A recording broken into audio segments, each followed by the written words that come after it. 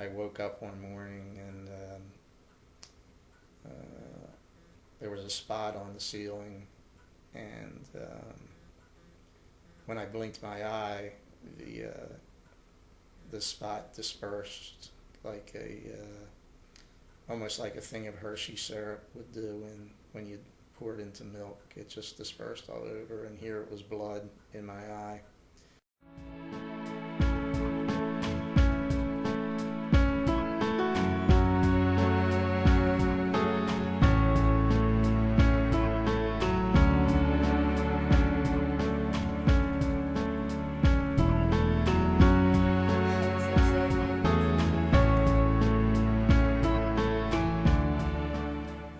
Who is Mike Clendenning? Mike Clendenning was born way back when, in June of 1961, in Camden, New Jersey. I was the fifth child of nine, and the only problem with being the fifth child of nine is the other eight are all girls.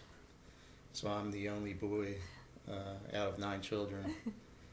And of course, I'm smack dab in the middle of all eight of them. So I have four older sisters and four younger sisters. Family life was just as normal as anything could be back in the 1960s. We were raised Catholic and had a fairly happy childhood, and the neighborhood kids would always come to our house to play because we had a fairly large yard. So it was always football, kickball, dodgeball. We grew up with a built-in pool, so in the summertime it was nonstop in the pool. So, but getting back to when I was real young, I was diagnosed with diabetes at 4 years old, and ended up in Cooper Hospital in Camden, New Jersey at the age of 4. And that was after they pulled the couch away from the wall and got me from behind the couch. So, yeah, my mom often tells me about how I hid behind the couch because I didn't want to go to the hospital. So they literally had to pull the couch away and yank me by the leg from behind the couch. So, from that point on, at 4 years old, I had to take a insulin shot daily, which back then the needles weren't exactly as sharp as they are today. In fact, my next oldest sister than myself, Janet, she was also diagnosed with diabetes at the age of 6 years old. So there were no disposable needles back then. What you did was they were glass syringes, and we had to boil them every morning to sterilize them. So my mom would be at the stove every morning and put the needles in the boiling water and boil them for 10 minutes. And then we would get our shots before we went to school when we were school age. And it was more like having a ballpoint pen stabbed into your arm or your leg instead of a needle, because, as I said, they weren't exactly sharp back then. They've come a long way these days. Growing up with diabetes was tough, though. A lot of the times you just didn't feel good because of the swings in your blood sugar levels, which back then, again, they didn't have the technology that they have today to measure blood sugar. Your blood sugar back then was measured by the amount of sugar that was deposited in your, believe it or not, in your urine when you went to the bathroom. That's how they measured how much sugar was in your body.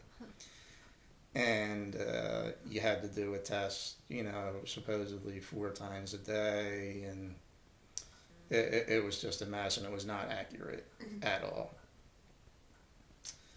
Um, Again, my sisters, my next oldest sister had diabetes, so we were the ones that weren't allowed to have sugar, and we had to eat right. And most of the time that I look back now, my sugar was high, so that made you feel more sluggish.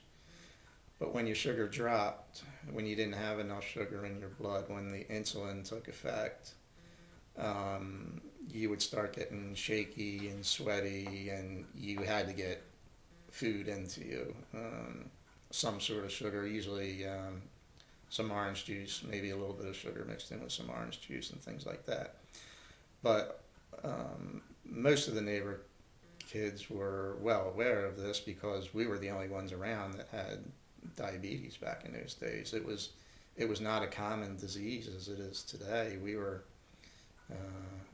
the only ones, as far as we knew, that ever had it in the United States or in the world.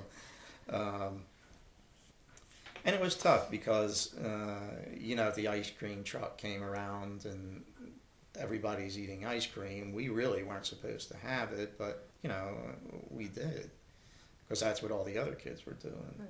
And of course, when we took a walk up to the local corner store, candy back then was a penny. So, the kids, we all got candy, and that's what we did, and I didn't know any better. I knew I wasn't supposed to have it, but I didn't realize what it would do to me if I did. A lot of the times, believe it or not, a lot of the kids were envious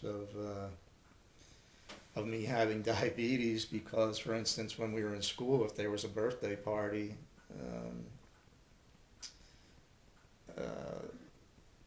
the kids got cake or regular cookies, where they called the cookies that I got, which were dietetic cookies, they call them, special cookies. And there was nothing special. The only thing special about the dietetic cookies was that they tasted like cardboard. So I had no desire to eat diabetic cookies. I wanted the real thing. I wanted the real Oreo or the real chocolate chip cookie. I didn't want the pieces of garbage that were being fed to me that were considered special cookies. But it was interesting as far as how people thought about you. I was a normal kid in every other way. I was very, very athletic. So I didn't let the diabetes affect me whatsoever. Whereas when you played an organized sport, they had to keep an eye on you. Not as much as today, but they were well aware of the disease that you had. Did I get any special treatment? No, not at all. But I didn't want any either. I wanted to be like everybody else, and there was no need to have any special treatment. I was one of the guys, and that was it. If I had a low spell and something happened, they'd sit me down, feed me, and then I was back out again, running around like a nut. So, as I said, I played football when I was younger, but in 7th grade, I was introduced to the game of soccer by a good friend of mine in the schoolyard, and just stuck with that, and ended up playing soccer for the rest of my life. Back then, soccer was considered a sissy sport, and my dad let me know that he thought it was a sissy sport, and until he came to my first game in high school, I think was the first game that he actually came to see, and at the dinner table that night he apologized. And my dad didn't apologize for too many things, but he did do that, and he never imagined how tough the sport was and how tough you had to be to play it. And what's even more funny about that is he never missed a game after that. Wow. He made every one of my high school games and college games when I played in college. So I ended my college career. the fall semester of my junior year at Rutgers in Camden, and worked from then on. In 1988, however, I woke up one morning and there was a spot on the ceiling, and when I blinked my eye, the spot dispersed like almost like a thing of Hershey syrup would do when you pour it into milk. It just dispersed all over, and here it was blood in my eye, which I found out that the blood vessels in my eye were starting to weaken because of bad circulation from the long years from diabetes, and my sugars not being what they should be, and not under control as they should be. I can remember I actually, that morning I'd actually slept over my girlfriend's house, and I didn't say anything to her, but when I went home, I ended up driving home just with one eye. The other eye was filled with blood, and my one eye was still clear. So I drove home with that, and called the doctor first thing on Monday morning, and went to get examined, where, he said I was beginning with what they call diabetic retinopathy, where, as I said, the blood vessels become weakened and break, and the blood just trickles into your eye. Eventually the blood did settle and drain, and my vision cleared up. But it just kept on repeating and repeating, and within a year and a half, I had totally lost my sight. No light perception, no anything. I was totally blind,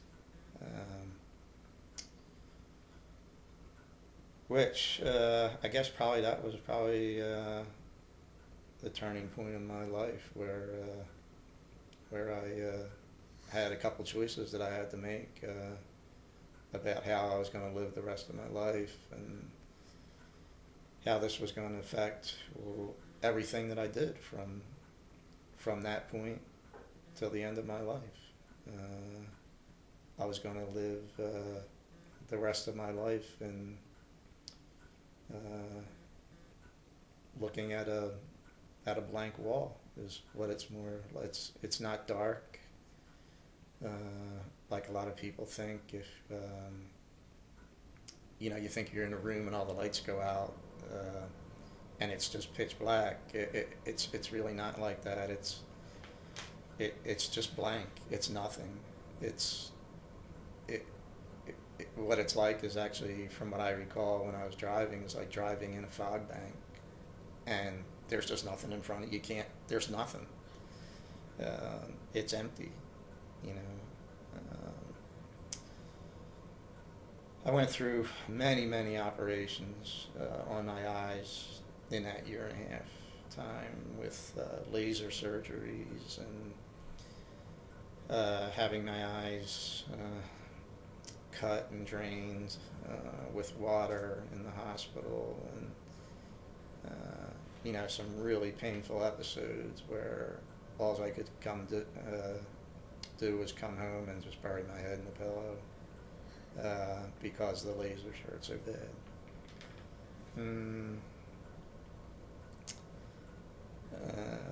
The final point where I was, where my sight was closing in, was a month before I was to get married. And the vision started closing.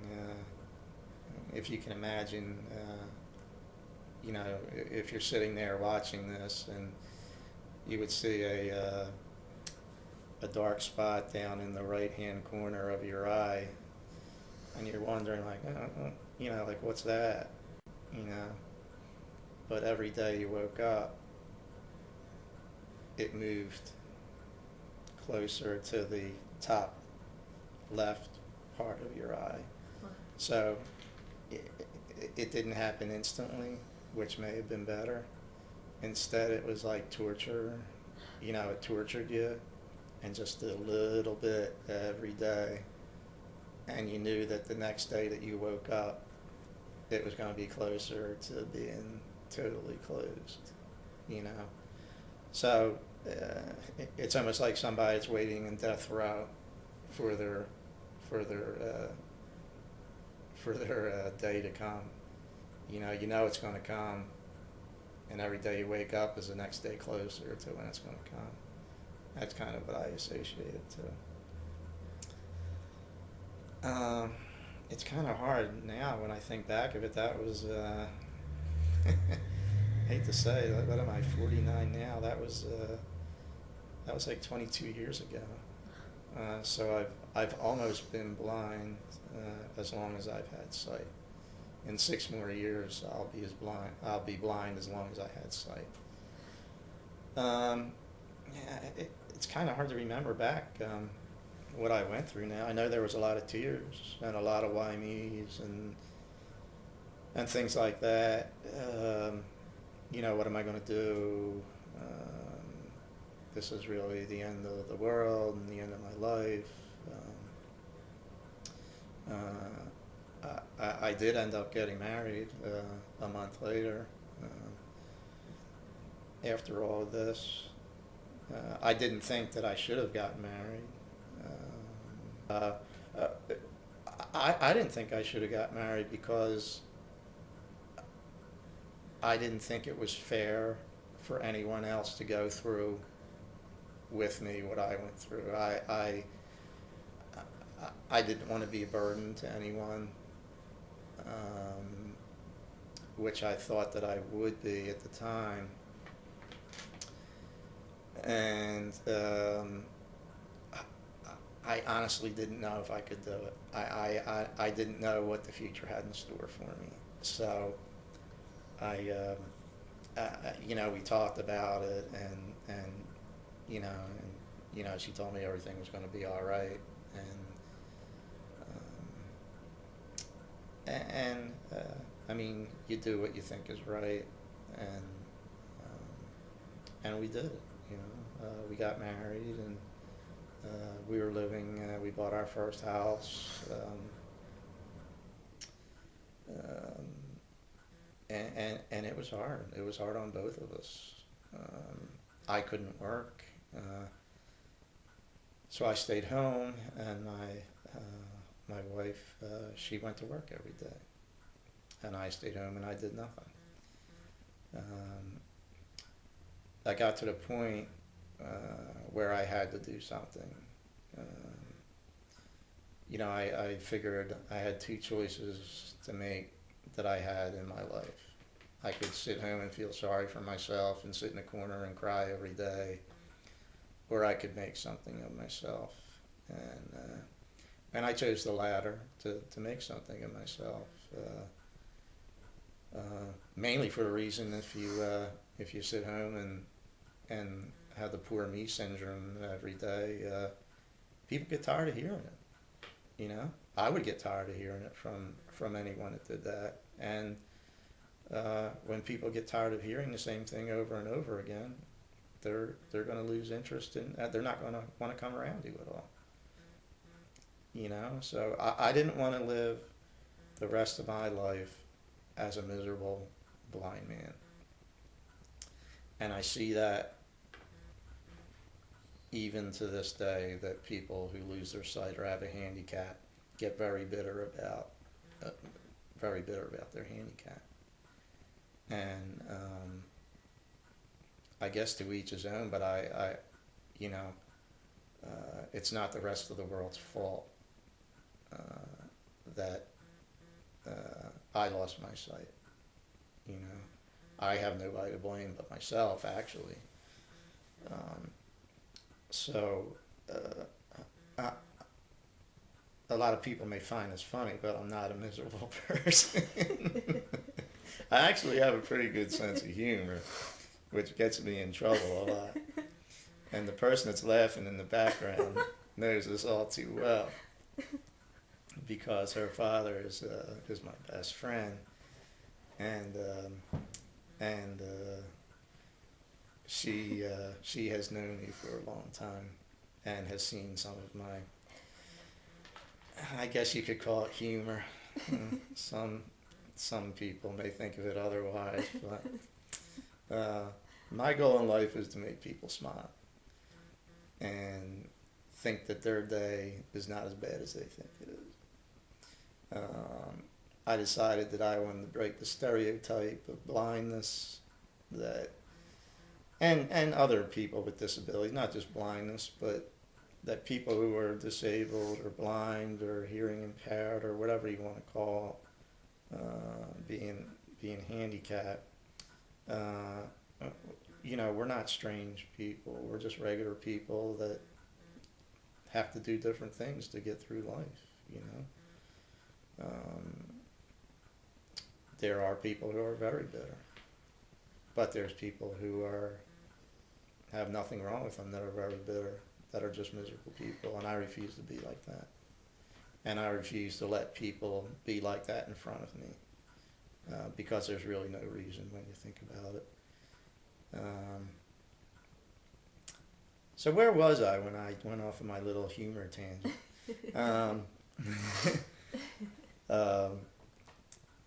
So I got married, and it was difficult because, I tried to do things around the house when my wife was working. I did laundry and cooked and cleaned and all that stuff because that's what I always did when I had my sight. I had my own apartment when I was 21 years old, and I lived by myself, and there wasn't anybody who was going to come over and do it for me, So when I lost my sight, doing things, you just do it the same way. You kind of just do it with your eyes closed, There's certain things that you might have to be careful with. Of course, I got burned, and cut and walked into things and tripped over things and,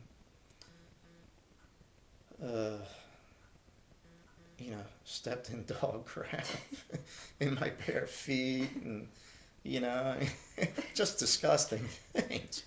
But people do that have sight, so but it just makes it more funny when you're blind because it's like, I didn't see it. And believe me when I tell you this, if there was a piece of dog crap in the middle of the Sahara Desert and I had to walk through the Sahara Desert, I would step in that piece of dog crap. That's how it is with me. If it's there and I'm in my bare feet, I'm going to find it. And there's just nothing like that feeling when what do you do? So, I spent most of my life blind, hopping on one foot, trying to find the bathroom to get to the bathtub to wash it off. So it really, and then after that, then you got to go back and clean it up. So you're down on your hands and knees, and you kind of have your nose kind of to the floor, and you're like, oh. It's not pretty, and thank God they didn't have video cameras back then, because I certainly would have, they would have thought that I was completely nuts. But I did what I had to do. You do what you had to do.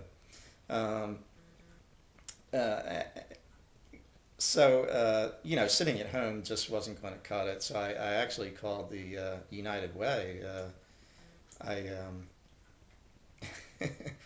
I didn't know where to go, and I saw a commercial, volunteer for the United Way and blah blah blah. So I called the United Way, and they're like, I explained my situation, and the lady told me, we don't need any volunteers. I'm like, what do you mean you don't need any volunteers? You're the United Way. You're on TV. You're on the football. You got the football players. volunteer and all that. So she said, no, she said, we're good, we're all good, you know.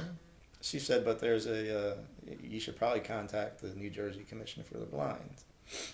I'm like, I'm not blind, you know, I can't see. I'm not blind, you know. That was a tough word for me to say for a long, long time, that I was blind. And so anyway, I called them, and of course the first thing they wanted to do was send me to a rehabilitation center to learn things, everything over as a blind person, which I did, and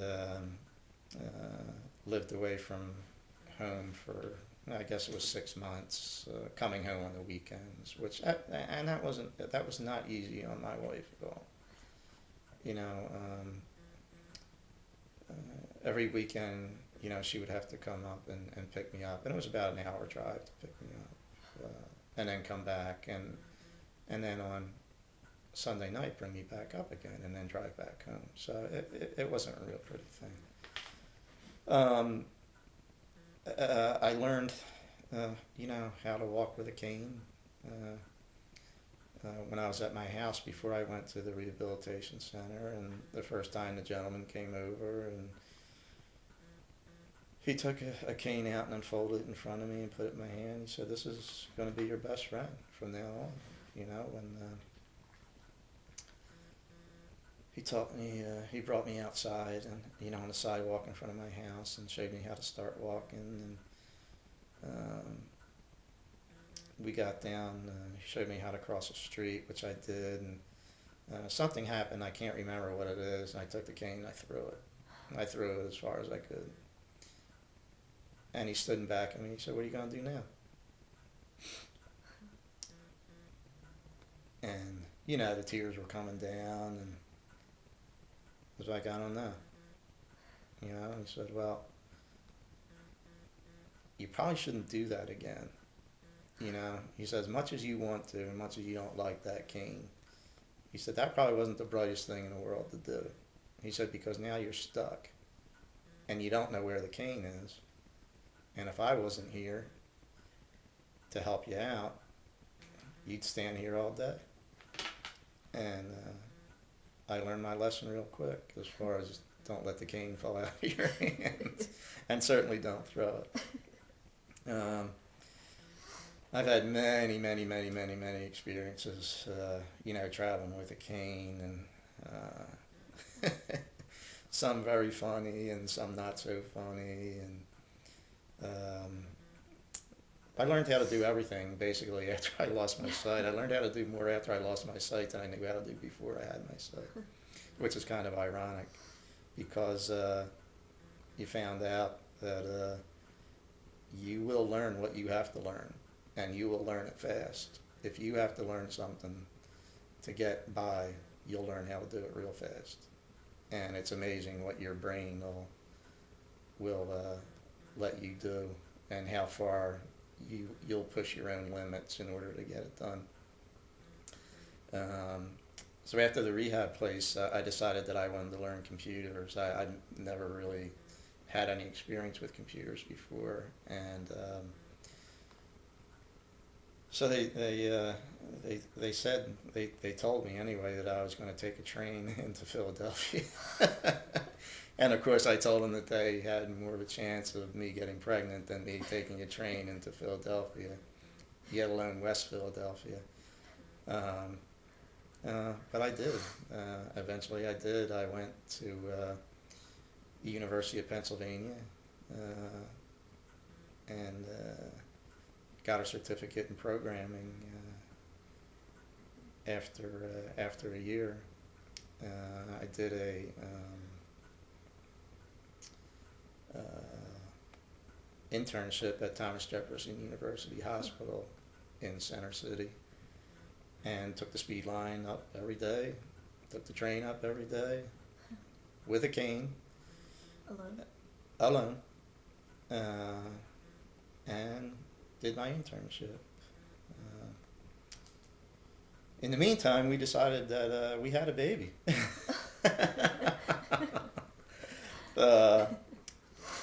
That was an experience. So I found myself that I now had a daughter, um, and I after my internship was over, I was back at home, and I was now taking care of an infant child. And when I mean infant, I mean fresh. I don't mean I don't mean 4 months old or 6 months old. I mean 4 days old. You know, and did all of the things that you have to do when you have a baby. You know, the diaper changes, the wake up calls, the bottle feeding. I didn't breastfeed though. That saved me, so I didn't have to breastfeed. But you know, I learned ways of feeding my daughter and finding her mouth when it came time for her to have regular food. And it wasn't always pretty, and she wasn't always real clean after she ate, but she got clean afterwards, you know, because she got washed and everything afterwards. And you know, learned how to bathe her and did all the things that parents do, you know. And don't get me wrong, my wife, of course, helped out when she came home, but you know, then she was the breadwinner and she went to work every day. So here I was with my little girl, which I always wanted anyway. I always wanted a little girl. I guess having 8 sisters, I just wanted my little girl, you know. And I raised her every day. There's when you have a child, you don't get days off, and there is 24 hours in a day, and there is 7 days in a week, and they just seem like they never end at times. Sometimes it's so frustrating you want to scream, but other times it's you can't ask for anything better. And yeah, so I ended up you know being a stay-at-home dad for the first 10 months of her life. During that time, I did receive a call from Thomas Jefferson saying that they wanted to hire me for a job. So I got my first programming job at the hospital. I was a programmer for the hospital billing system, and again, I was back on the train every day, getting off at 9th and Locust and sticking on up the street a couple blocks, and there's that's when you find out what kind of people are out in the world. I'm often asked if you know, or do people help you out, or you know, are there people there to help you? And I found out that there's two kinds of people in this world. There's people that will go out of their way to help you in any way that they can, and there's people that will go out of their way to avoid you. And that's the two types. Fortunately, I've found in my life that the scales are definitely tipped to the people that will help you out.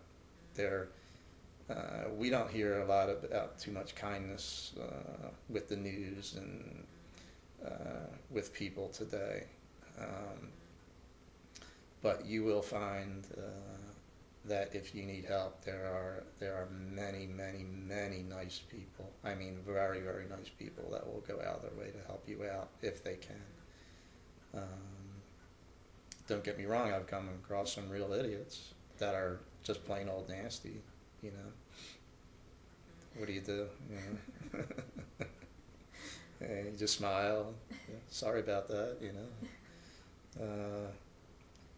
Yeah, my cane, you know, going back to the cane bit, I've gotten a bit of trouble with that as far as, you know, coming down for lunch from work, and there was a cart that were down a couple steps, and I'd come down the steps with my cane and, holding it out in front of me and not realizing that it went between the ladies' legs that were standing in front of me with skirts on and, like, oh, yeah. What can you do? You have to laugh. I mean, there's nothing else you can do. You apologize and laugh. And some people get really insulted, and other people are like, oh, I haven't had anything like that happen to me in a long time. Some people have a really good sense of humor. But and the people that worked with me they just thought I was the funniest thing in the world with some of the things that happened to me. And I've been walked into poles, I've been walked into walls, I've walked into everything. And I found out that I don't break, and that I'm a lot tougher than I thought I was. Getting on a train is standing on a platform with a cane, and and getting on a train is not the most pleasant experience in the world.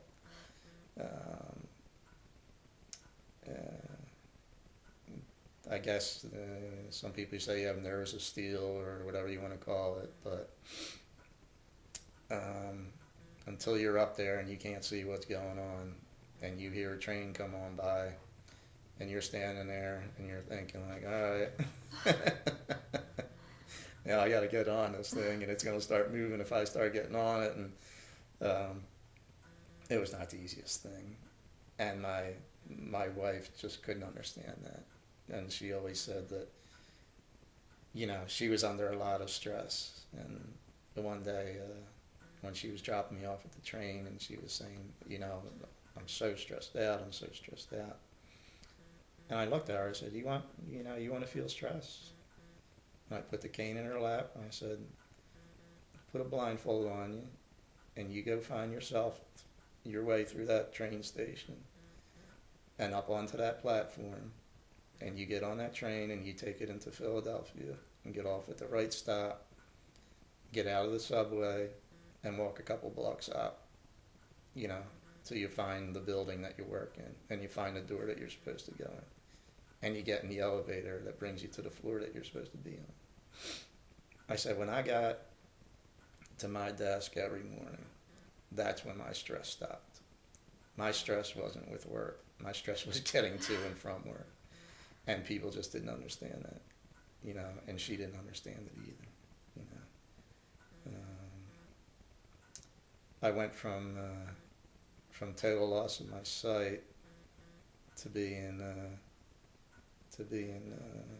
a full-time, gainfully employed in 3 years, which I didn't think was too bad. Apparently she didn't see it that way, but yeah, so as my daughter grew up, I took care of her still, and took care of her a lot, and brought her outside to meet the neighbors and the kids, and we did a lot of things together. And we are very, very close to this day. She is the absolute love of my life. She's now a freshman at Westchester University. And she's a big girl now, and the time just flew by. When she was 4 years old, my wife and I divorced,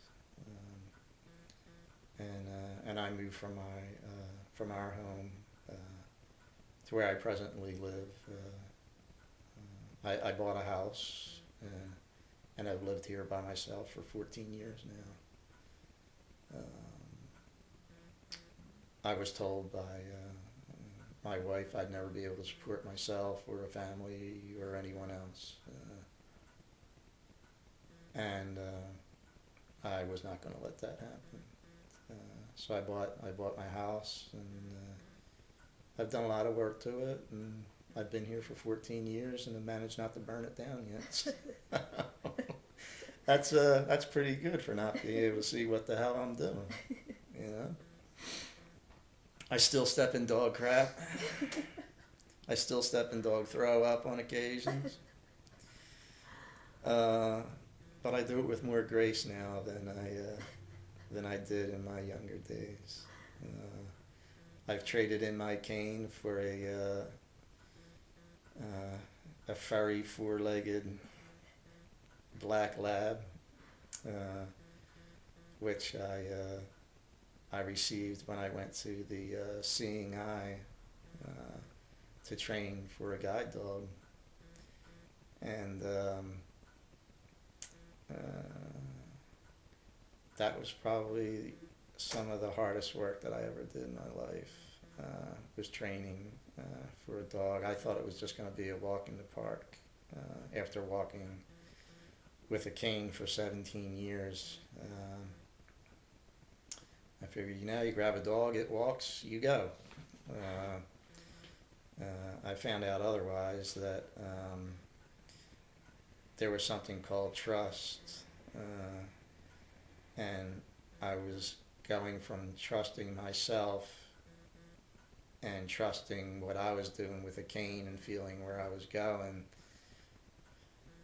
to now trusting what a dog was going to tell me was okay to do and not to do. And that was the hardest thing that I've ever done in my life, was to give up that trust and put all of that trust into a dog, a stinking lousy dog that was my guardian. She was my life. She was gonna protect me from being out in the public. And I could not get that concept. I could not let go of that control that I had with the cane and give it to that dog. I was going to leave after my second day there because I didn't think I could do it. And I talked to a girl who worked there who had who was also blind, who had sight for a lot of years in her life, and walked with a cane for a lot of years before she decided she was going to get a dog. And I asked her, I said, did you have problems giving up your cane? She said, yeah. She said it's very difficult, to put your trust in a dog. She said, do me a favor. She said, give it a week, and if you decide that you still can't do it, that's fine, but give it a week, and I guarantee in a week your whole attitude will have changed. So I did, and this place, the Seeing Eye, is absolutely amazing. If you ever get to visit anywhere in your lifetime, you have to visit the Seeing Eye, because these people are absolutely amazing. They are absolute miracle workers, and these dogs are astounding in what they do. They are some of the brightest and caring people that I've ever met in my life. They're tough, but they're very understanding. They're understanding about your feelings and your concerns, and it's an absolute fascinating place. And I'm telling you, as I sit here, if you ever get a chance to visit there and see what it's all about, or if you ever want to do some volunteer work, do some volunteering for the Seeing Eye in Morristown, New Jersey. So they paired me up with this black lab named Misty, and Misty and I have been partners ever since. We're going on our 4th year together, and she is an amazing animal, as smart as you could ever imagine while she's in her harness and working, and as dumb as you can ever imagine when she's at home relaxing. That sounds kind of mean, but it's the God's honest truth. She is just a funny, funny dog.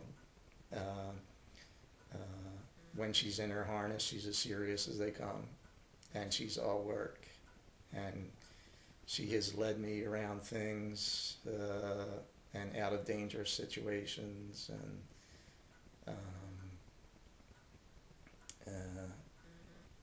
and at home she has jumped up on me when I'm laying on the recliner and just sleeps on my lap, as lazy as a dog as you'd ever want to see. Sometimes I think she drags her feet when she walks. That's how lazy she is.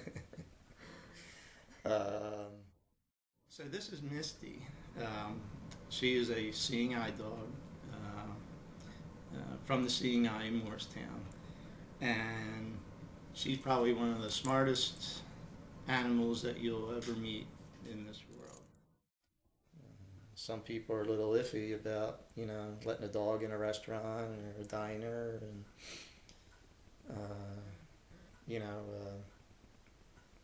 walking through a mall and having a security guard ask me if my dog is a service dog, and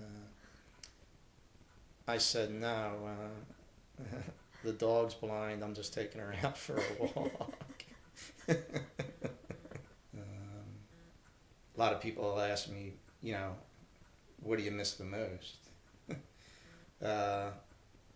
There's one obvious answer, which is my daughter. I've never got to see my daughter. I never got to see her face. But aside from that, and I'll get back to that in a second, driving. I went from driving to walking with a stick. And even though I'm moving a little bit quicker now, I still can't grab a set of keys and go out and go wherever I want. That's probably been the most devastating part of not being able to see.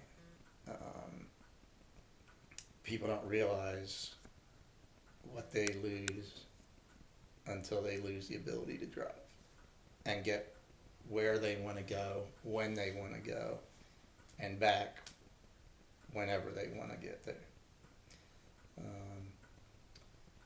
The other thing I missed, believe it or not, and this is going to sound terrible to say, but it's looking at girls on the beach. And you might think, hey, you're 49 years old, you're dirty old, you dirty old man. That's a terrible thing to say. But see, in my eyes, I'm still 28. That was the last time I could see. And probably when I was 27 is actually the last time that I could actually see. And what I think of today is what I could see back when I was 27 years old. I think I don't see myself as 49. I see myself still as 28. I probably wouldn't be real happy if I saw myself now. I'm not sure. I'm kind of curious of what I look like, I guess. The only thing I can picture of my mind still is looking in the mirror and shaving when I was, when I was 27. That's how I remember myself.